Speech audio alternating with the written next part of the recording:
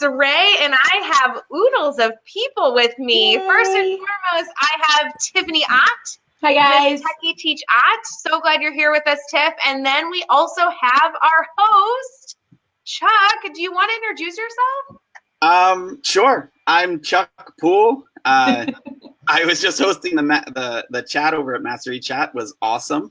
I guess you could say I'm the founder of teachonomy.com. I also do the podcast, the Teachonomy Talks podcast each week, and just launched my new YouTube channel as well. So that should be pretty fun. But yeah, that's me. I'm a teacher, and I'm happy I'm here.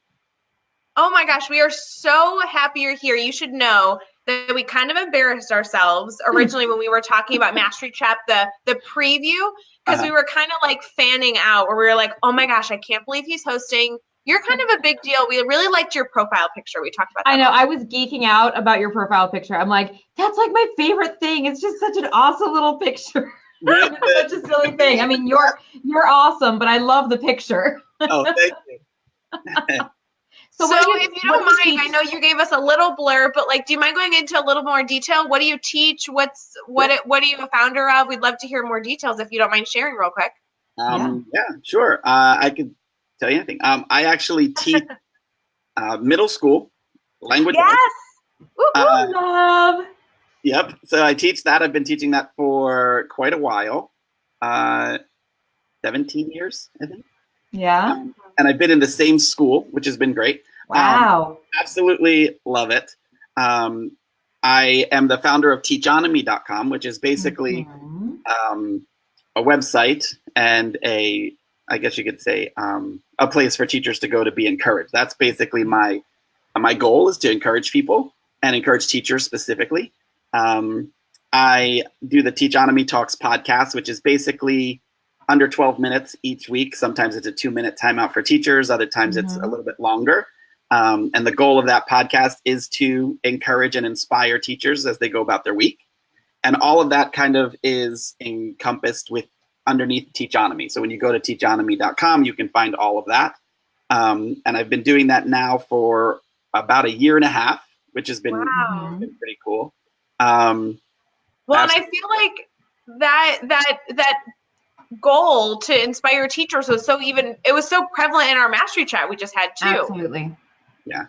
I think it's important, and I think it's something that everyone can use, but I think sometimes I believe sometimes as teachers it could be overwhelming and frustrating, and nobody's happy and positive all the time, but it never hurts to be encouraged. Yeah, and I think my favorite thing about Teachonomy, Chuck, is the 2-minute talks. Like I love those. It's just like, hey, you need a super quick, like, it's all good, you're gonna be okay. Like here's 2 minutes to recharge and rejuvenate. In fact, at one point during the chat tonight, I responded to one of your questions. Of course, I can't remember which question. With the fact there were so many good ones. I know, right? So at the start of the day, I just need, like, I close my classroom door, I take a few minutes, I breathe, I reset myself, and like, so that 2-minute talk, sometimes that's part of my morning routine. You know what I mean? Like sometimes I listen, I'm like, okay, I got this. Woo, go team. So it's definitely check out that website, guys. Chuck is awesome. You're going to love it. Thanks. I appreciate it.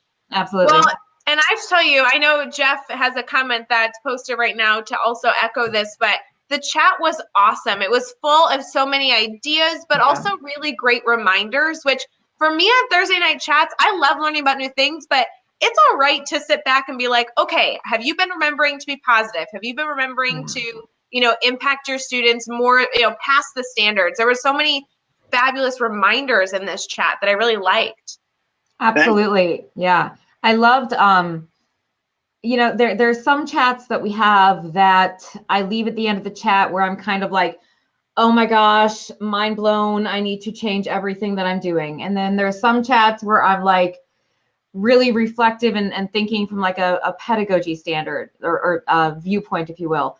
And this chat, this was one of those chats that we have sometimes, and I love them. It's just like, okay, there are some really awesome things happening in my classroom and in my school, and I feel good about that. And I'm gonna like go forward and spread the awesomeness. So I needed that. It's been a couple of weeks, so I needed that chat tonight. Thank you, Chuck. That was good. Sometimes we need that breath of fresh air, Yes. Yes, absolutely. I loved the question that, you know what, Ray, we talked about this in our pre-chat video, but that question about like making your classroom a home and how do you bring that into the classroom? Ray and I honed in on that one before the chat because we really liked that one. And it's something that both Ray and I feel very strongly about, setting up that classroom environment to be conducive to that.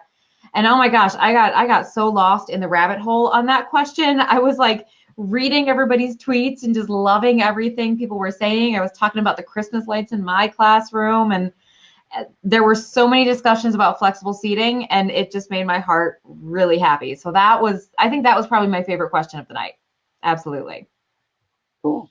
Chuck, what did you feel like was maybe a question that you were excited to hear responses, or maybe one that you pushed out to the Mastery Chat family and then you got really interesting responses? Did you have a favorite moment? I would say I do agree with the one thing. I'll start this way. I was very curious to see with the home question. So I would agree there. And when I was kind of writing that question, that particular topic kind of hits home with me because I still, and I can tell you this really quick, but I had a student last year that had come in to my classroom and basically came after school. And the neat thing was I have, like a lot of people were saying, special lighting, flexible seating, comfortable chairs. You know, I have a couch that they like to sit in and different things like that. And I have fish tanks and all kinds of strange stuff. But the neat thing is I had a kid come in and she stopped at my door because the custodian was there and he was cleaning the room and I was kind of helping him pick some stuff up, but he had turned all the lights on. And she came in and just froze. It was after school. And she kind of looked at me and she said, you know, Mr. Poole, this looks so much like a classroom. And so the custodian looked at her and said, well, what is it supposed to look like? And she just stopped and she was like, well, when I come into this classroom, I feel like home. And it was just very cool to hear. My gosh.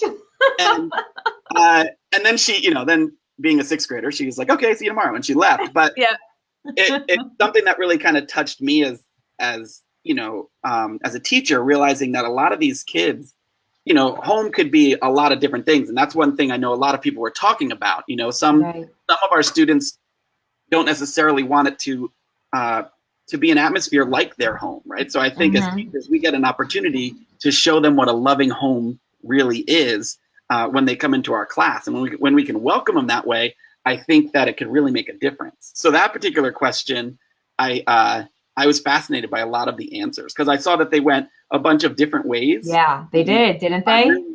I really liked the answers and the insight that people were bringing. I like, you know, sorry. No, I was just going to say, it's funny. I have a very similar issue in my classroom. We don't turn our lights on. I'm very fortunate. I have huge, huge windows in my classroom. And so the natural light is just intoxicating. It's fabulous. And really, unless it's an incredibly cloudy day, we never have the lights on. And my students, every single time I write sub notes, is like, can you please tell them that we don't use our lighting? Because that's the biggest show that I had to substitute is you walk in and it's like extremely bright. And you're like, oh, turn the lights on.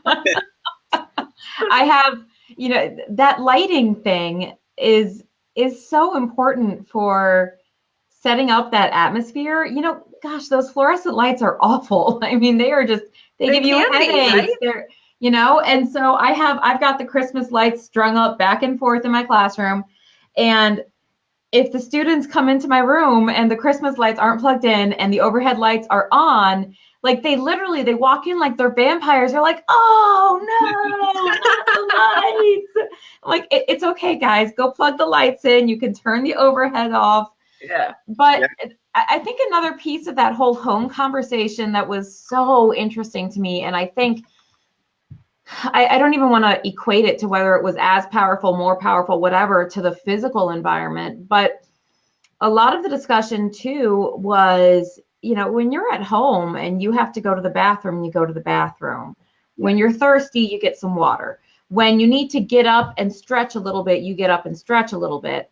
And at one point I was responding to something and I said, if we were in a staff meeting and we had to walk in, have assigned seats, we weren't allowed to get up for the duration of the class period, not even if my achy right hip is giving me issues and I need to stand up and stretch, or, if we were put in a situation like that, how would we feel? And that's what we do to our students. And so when we set up these environments that do feel like home and that give students that space to just be, that's so powerful. So I could talk about that question though for like 3 hours because I just loved that question. So awesome question.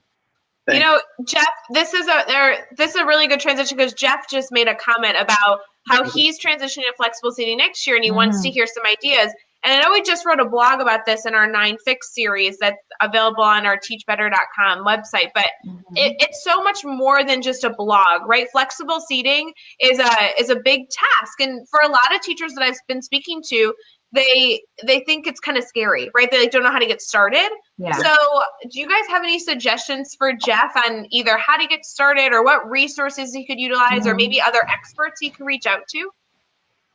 Yeah. Chuck, you want to go first? Well, what I would recommend, one thing that I found, with me, I had to fund everything, right? So I had to figure out how to do that, right? So I kind of found thrifty ways to make my flexible seating work.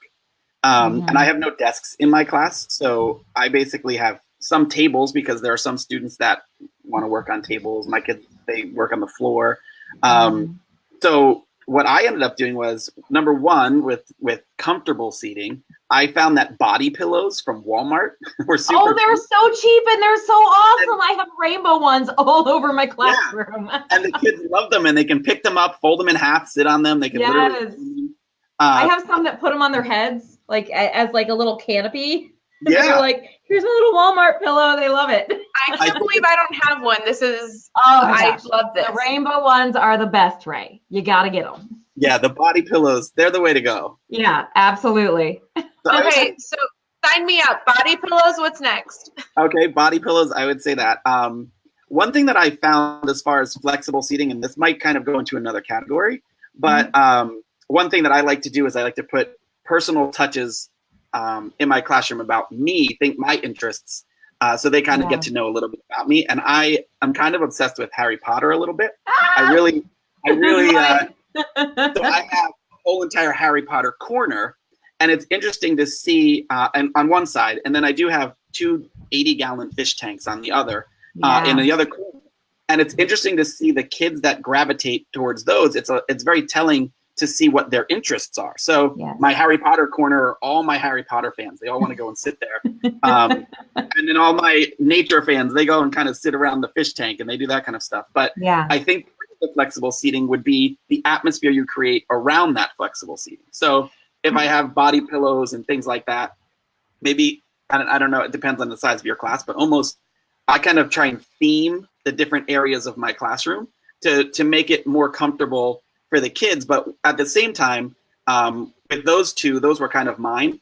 And then I let them design the rest of the classroom. So when they designed the rest, it was very interesting to see the types of seating. And to be honest with you, that's where the body pillow idea came from, was from the kids.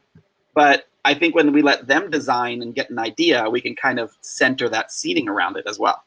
Well, and I like, sorry, go ahead. Stella has a suggestion here. She says she has yoga balls, yoga mats, pillows, rugs, all that are from $5 or less. Great suggestion there. That's fantastic. $5 below. That's a good one. And I think it's important too, when you're thinking about moving to flexible seating, you really consider what in your instruction is going to change or should change as you make that switch. Because when I think really well done flexible seating, it's not just about having a couple pillows or a couple different kind of chairs. It's about changing the way students move in your classroom and exist in your classroom and really opening up that space to fit what their needs are. And so if you have to really look at your instruction and say, okay, does my instruction do the same thing? If my instruction is, and Jeff, I don't think this applies to you at all, because I'm pretty sure you're doing the grid method next year because you rock.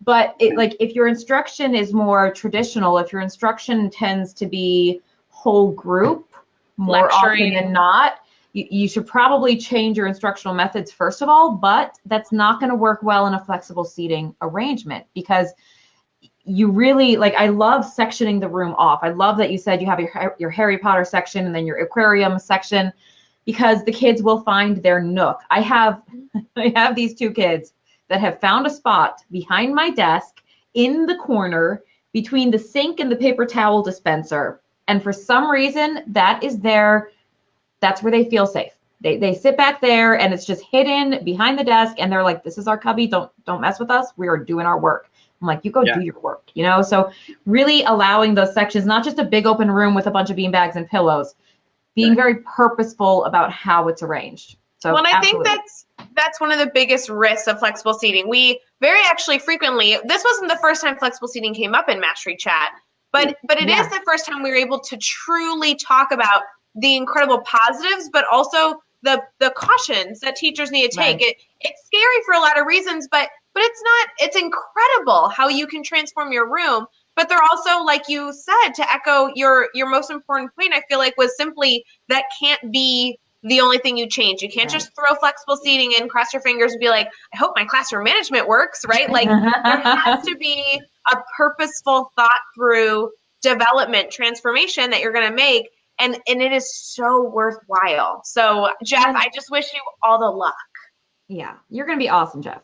Yeah, he'll be awesome. So I want to kind of bring this all full circle though, because what we're talking about with flexible seating, you know, that was just like literally one tiny piece of the chat tonight, but the things we're talking about having to do with that also apply to a lot of the other things that were in the chat. I mean, building those relationships, so powerful. How do you build them? I mean, there was a lot of discussion about, you know, there was one, I can never remember names, but somebody was talking about like icebreaker activities and how you don't just do them in the first couple days getting to know you, like they have to be interspersed throughout the year. And it's all about being just super purposeful in the way that you're interacting with students, just the way you have to be super purposeful in the way you're designing flexible seating or designing instruction. Like you can't just say like, oh, I found this cool activity, we're going to do it today and it's going to be great. My students are going to get to know each other. You have to always have that end in mind as you're doing these things in your classroom. So I loved that about this chat tonight. You know, Chuck, it's always funny when I'm in a Twitter chat with Tiffany, we always seem to have like two separate chats. She sees one idea and goes off and has a whole incredible deep conversation about it. And then I have the other thing. And then we meet up and I'm like, wait, were you in the same chat I was in? So can you tell us, was there something that also stuck out besides what we've already discussed? Was there anything else that stuck out as a really incredible tweet, or you really liked the question and the conversation it sparked?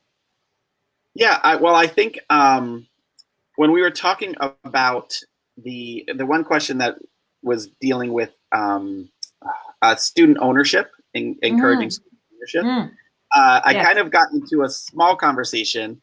I don't remember the name, but I got in a small conversation with someone where they were talking about how to do that. So like how, because a lot of times when we talk about student ownership, it can be very misconstrued, right? It can be or misunderstood, right? Just because if I, as the teacher, am just telling the students what to do, they don't necessarily have ownership. Or in some cases, I think this is what we were kind of talking about on the chat, about how to go about that. Like someone had said, you know, we kind of need to be able to let go, right? You need to let go of that control that we tend to like to have as teachers in order to give students the opportunity to own their own learning, right? And I really found that to kind of hit home with me because it's something that I'm very passionate about with my students. Like I'm probably a little crazy with the things that I'll do to give them ownership. But I bet we'd love it though. I know, knowing us, we'd love it. I think to do student ownership, and this is what we were talking about in the chat, was you have to have very thick skin if you're willing to kind of go all in, you know?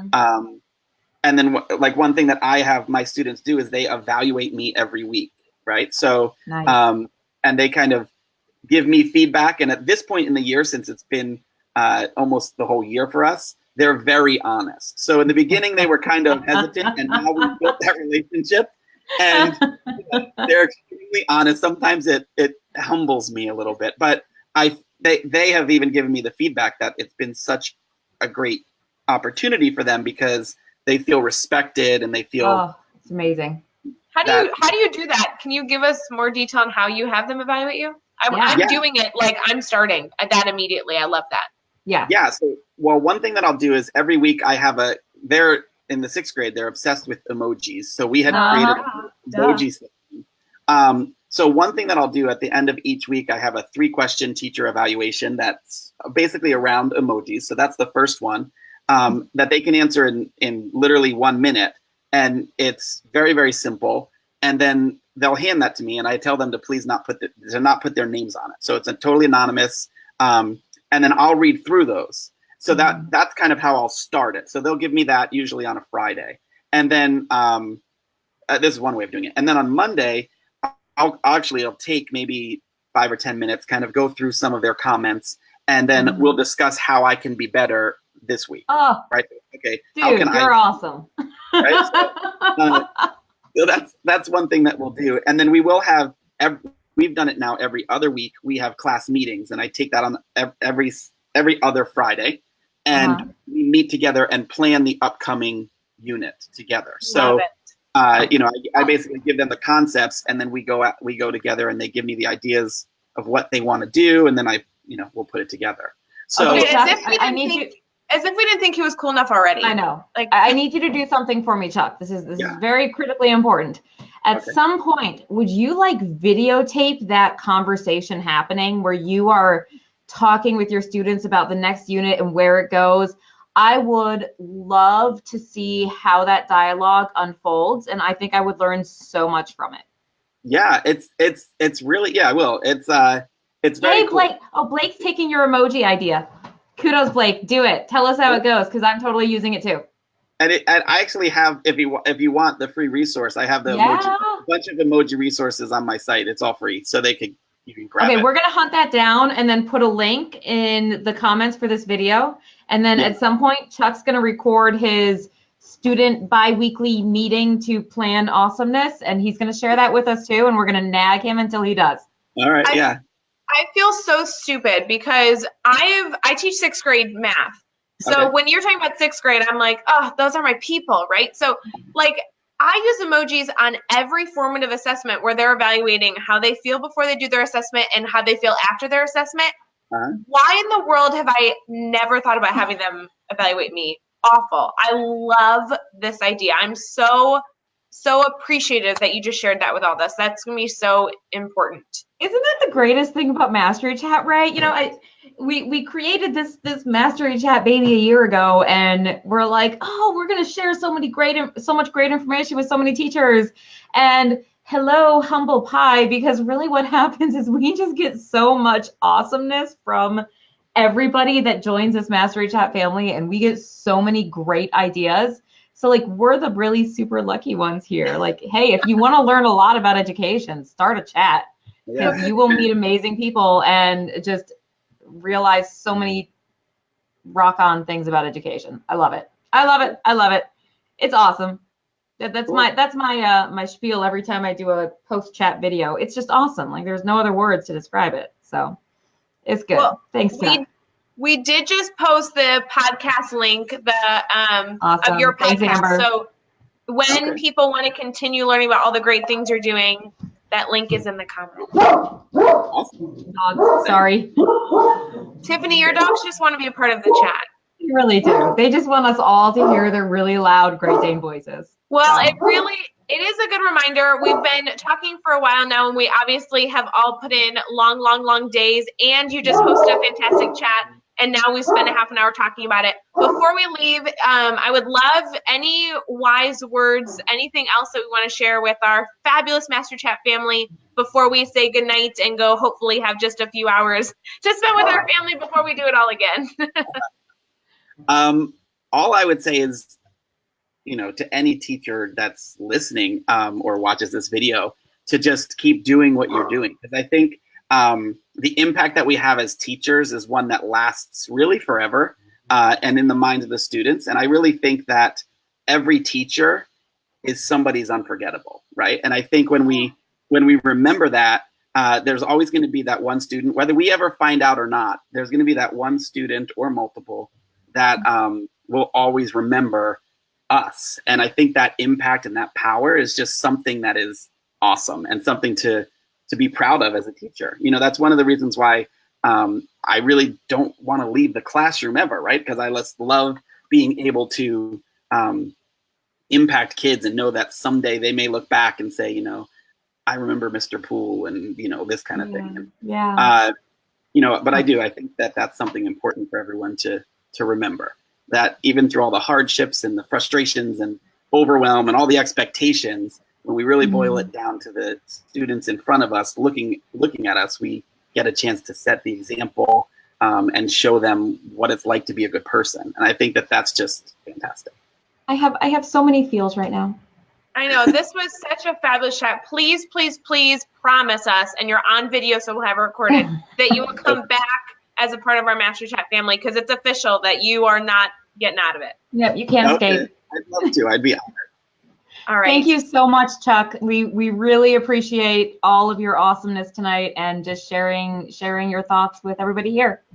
Absolutely. And I hope that everyone listening and both of you obviously join us for our next week chat, which is all about legit relationships fuel legit learning. Who is that? Who is that, Ray? Kristen Nan. Oh, she's great. Well, yeah, she's great. She's posting Master Chat. I mean, obviously. Does that mean I'm like great quadrupled because I posted it a bunch of times? I think so. Maybe. Yeah. Oh, that's great. Kristen Nann's awesome. She does some blogging for us too on the website. So you can hop over to teachbetter.com and check out her awesome sauce blogs and then join us next week to chat. All right. Thank you so much again. You were a fabulous host, and it was so fabulous and inspiring to be able to chat with you tonight. So thank you, thank you, thank you. Thank you to all of our Master Chat family, and I hope you all have a fabulous Thursday night and keep on going. We got this. Bye, guys. Bye, guys. See you next week. See you next week.